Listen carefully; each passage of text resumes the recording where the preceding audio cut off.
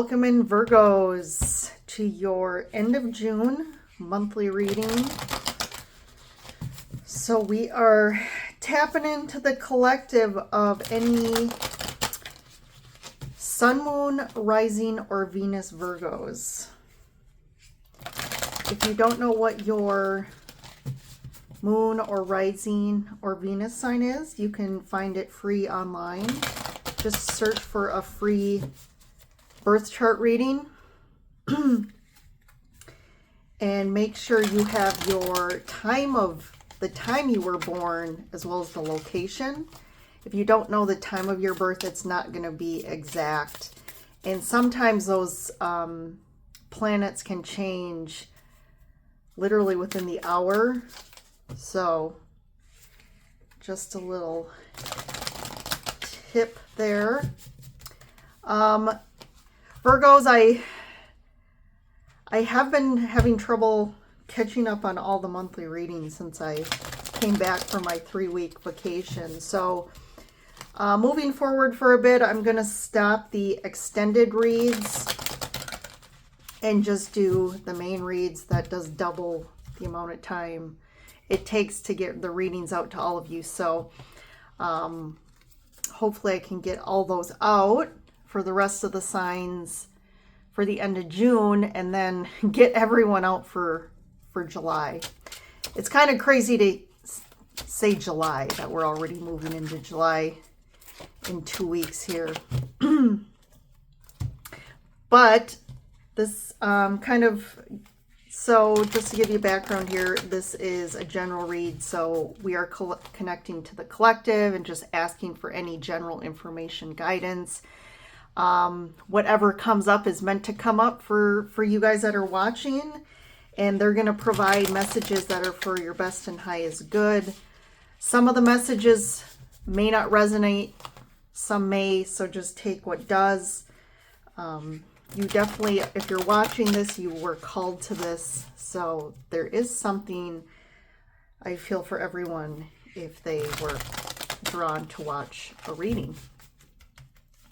Thanks for kind of supporting me and my content. So if you like this reading, definitely like the video.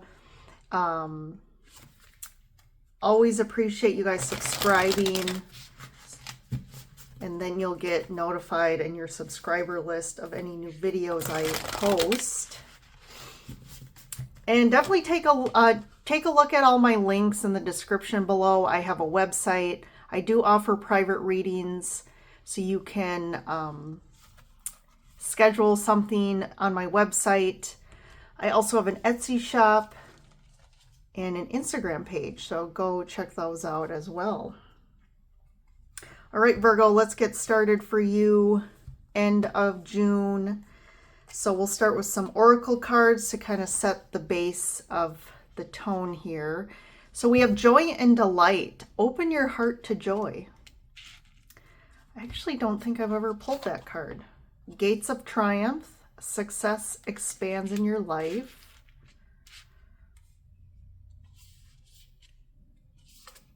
And rainbow blessings. Blessings are showering your life. Wow. So you have success in your life and blessings coming in.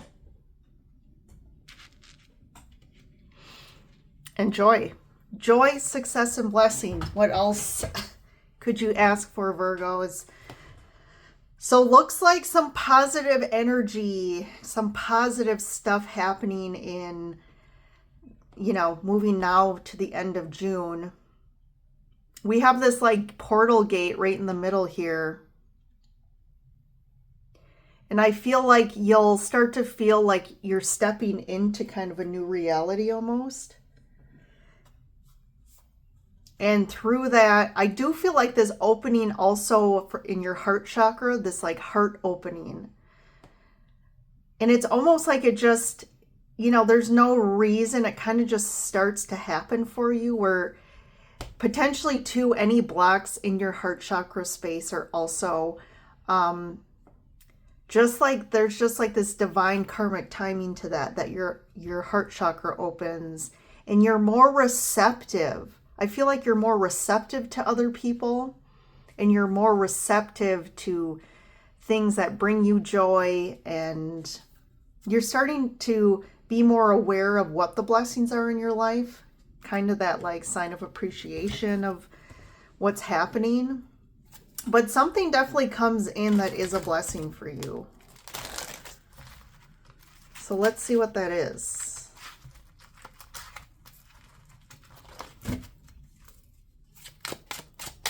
Okay.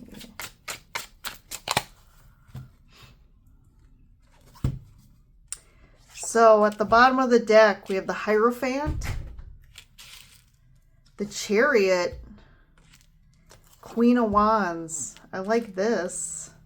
Two of Swords, but what, there we go. Something, where's that block? Six of Pentacles. Definitely some imbalance here.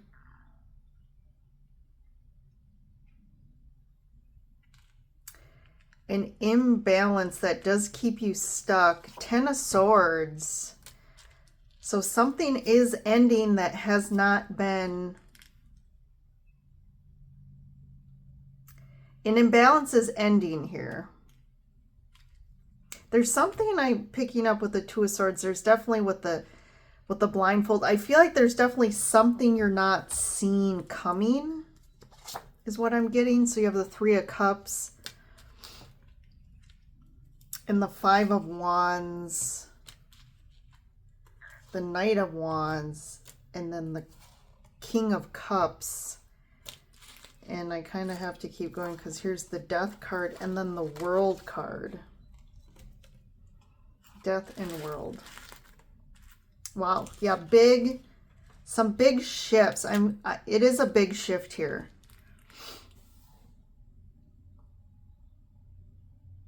So it's almost like here I'm noticing like on each end of this, there's major arcana cards like flanking this reading, and in the middle is like the, minor cards. So it's almost like there is something big happening for you. There's a big shift happening, but how it unfolds to me is, in these small little situations that kind of start to unfold for you, but it ends up in a big, this is like a big ending here. This is like a big ending, a big change in your life. And it's like you're feeling this shift. The energy first has to kind of kick in here with the Chariot and the Hierophant. So something is moving you forward pretty quickly here. I'd like to get a clarifier on what this Hierophant is. This could be what in the past and like leading up to this has really kept you blocked. It's almost like you don't want to hear or see something. And I feel like because it's almost like the Hierophant can be like traditional beliefs or ideas about something, and you've kind of been like, nope, I'm gonna like die on this hill. Like I'm gonna die. I don't want to see something that's changing, right? There is this sense of like not wanting change, or not, you don't do well with change. But this has to change. It's like we're in a world now where a lot of things are shifting very quickly, and it's very hard sometimes. These changes don't look great. And that's what makes us afraid of change, is because what does that mean for me? And usually that's a very fearful place. But to really face these ideas and beliefs that are not serving you, they've been programmed within you, and you think this is who I am, right? Like you could say, whatever, like something really big tied with like religion would be like, I believe everything in the Bible and I stick to it, and no one's going to tell me otherwise, and nothing else is real. But like, how is that impacting your life when you're so dead set on religion is the key and my religion is the only one? And it's like there's something here that's definitely keeping you stuck in a mindset. And this has to change. And it's almost like something has to like really happen for you to finally say, okay, I need to really face the fact that things are changing for me. But the change is going to be good. So if you look at the oracle cards here, I mean, the change means more joy, opening up of your heart, success and blessings. And or do you want to stay stuck in the past and stay with your, again, ideas or beliefs about something? Because there's definitely some conflict of ideas here with people. I do feel like you're having some confliction of ideas with people around you. And, you know, again, I feel like this is partly you. I don't feel like this is like just somebody else who's like this. I do feel like there are other people probably in the same situation or energy, but they're maybe aligned with some different view. And there is some confliction here. But with this Knight of Wands, like the Knight of Wands is very reactive and also has like, you know, you might feel like, no, I'm mature and I'm approaching this the right way. And my beliefs are the more mature. If you think about it, potentially like you could be dealing with people younger than you. But in reality, everyone is immature if you're so stuck on your own ideas and you're not willing to be open to others and also not willing to change. The Knight of Wands also, I could say, he's like the impulsive, kind of immature knight who is also stuck in his ways, right? He's stuck in his ways of doing it his own way. And that's where he becomes immature because he has kind of a hard time thinking of how his actions impact other people here.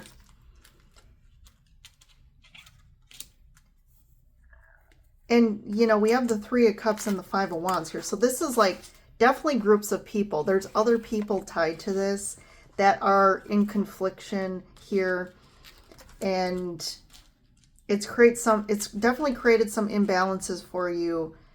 And this has to end. Something has to definitely end around this confliction. Like something has to give, I'm hearing.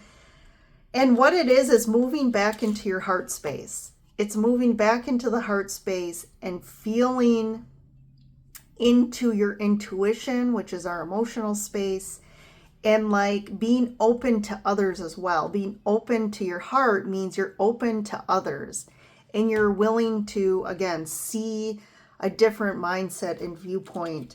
And this is where the transformation occurs and like this whole stuck situation ends. Okay, let's continue. Nine of Pentacles, Strength, Seven of Pentacles. One more. Sun. Well, I think you're moving in a positive direction, definitely here. I think with the Seven of Pentacles, I feel like you're definitely like contemplating the situation or contemplating this change, or even like the level of effort that you've expressed by, again, dying on your hill. Like, my beliefs are right. I am going to stand up for my beliefs no matter what. And it's kind of this assessment of like, is all this time and energy I'm putting into just like fighting for something, is it really? Because sometimes, right, we should fight for what we believe in and we should set our boundaries and we should. But sometimes I feel in this situation, it's like, I think everyone's perspective is a little distorted. And I think we're tending to like almost be so like stubborn and we're not going to see or hear any other, you know, way of this in this whatever situation or connections here. But I do also feel like there is something around like more abundance or success flowing in. So if this is like this could be a work situation where you have other people at work that there's a lot of confliction here. But I do feel like you are aligning with your true authenticity as well. But sometimes the thing is, our true authenticity So the Nine of Pentacles and the Two of Swords are completely different cards. So you could say like the Two of Swords is, nope, I'm holding on to my ideas and my thoughts and my way of thinking, because the swords are thoughts. But the Nine of Pentacles is about, you know, attracting abundance and really aligning with your true self. But guess what? These ideas or thoughts in the Two of Swords usually are ideas that are not who we truly are. These are ideas that we've been programmed with or pushed into believing based on authority figures in our life from the past, from our childhood, or our religious. This could be like if your family was highly religious, and you know, again, you're stuck on this mental way of thinking, and that's the religious beliefs are not who you really are. If we strip down all of these aspects that we consider who we really are, our names, our descriptive, you know, characteristics, our ethnicities, our religions, really at the core, we are all just consciousness, right? And consciousness is almost like when we think of a void, there is really nothing to it. It is all the same. We are all one. And I think that's what you're starting to shift into. And you're overcoming these old ways of thinking that's going to shift you into more abundance, feeling better in just life in general, feeling more fulfilled. You're connecting more to your intuition, which is guiding you more on your path to things that are going to be, again, bring you more joy and blessings. And you are heading in that direction. You are heading, the sun is at the end here. So you are moving towards things that are more in alignment with you, that are happier for you and more fulfilling. So let me quick get one for the Hierophant, the Hermit. So this is, yeah, again, same thing. This is really an assessment. You're really assessing here. So the Hermit is more of the spiritual consciousness. This is more of like the spiritual higher self, really looking at our ideas and beliefs that we've been programmed with, and really going inside of these, and what is this really doing for me? Is this something that I really am going to, again, continue believing? Is this serving me? There's this sort of enlightenment happening here. And that's what the Hierophant is. And you're moving, and because you're doing that work, that inner work, it is really, expanding you into a higher kind of leveling up from a awareness perspective, and you're all of a sudden shifting. This is like a big internal transformation. This is what's going on. So this is kicking off here in June. And let's just see what the Ten of Swords is. The King of Wands. The Queen of Pentacles. Okay. There's definitely a dynamic here being played out that has to end. There's definitely like this conflict is almost like a game of control of who's right, who has the upper hand, who's going to win. This is like really standing strong in the stubbornness, like this control factor. And in the end, both lose. And I do feel like this does end in some sort of way. I mean, again, if this is a work situation, there is some sort of big culmination or ending here between you and another person. This could be also a relationship. Something does have to end because this is a very toxic energy here. And I think maybe you might be the first one to identify the role you play in this. And you finally, instead of just continuously blaming and pointing the finger at the other person, you start to take accountability of like, oh, maybe it's also my stuck ideas and beliefs and trauma that is also playing this story, this movie that keeps kind of toxically playing out in conflict and imbalances and like stubbornness. And then I'm just going to get one for the death in the world. So, I mean, with the Ten of Swords, the death in the world, definitely, I feel like there is a pretty impactful ending to something that has to happen. And I think you feel some uncertainty about this because, again, this is like, you know, it's almost like we hate being stuck in this energy or these dynamics, but also like these dynamics are the only thing we know. Like there is some sort of familiarity in this. And so there's this uncertainty about even the crazy thing about like unconsciously, it's like we're afraid of the change. But the thing is, the change is what we really need to like expand and be free and like find more happiness and kind of balance here. So there is some sort of uncertainty about this. You might be, you know, again, contemplating how to move forward, a decision to make. And I do feel like there's some sort of big communication about this that does push you to the ending and you do make a decision. And there is this energy with the Chariot and the Eight of Wands about moving forward really fast once you finally make a decision or like take action about saying, yeah, I'm not going to be a part of that anymore. Interesting. All right, Virgos. Well, this definitely is going to start playing out for you as you move into the end of June.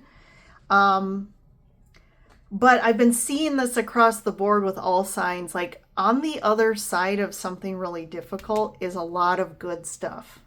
So that seems to be a common theme right now. So it'll be interesting to see July and how all of these endings kind of come up and play out in July. All right, Virgos, thanks for joining in. I will see you in the next reading.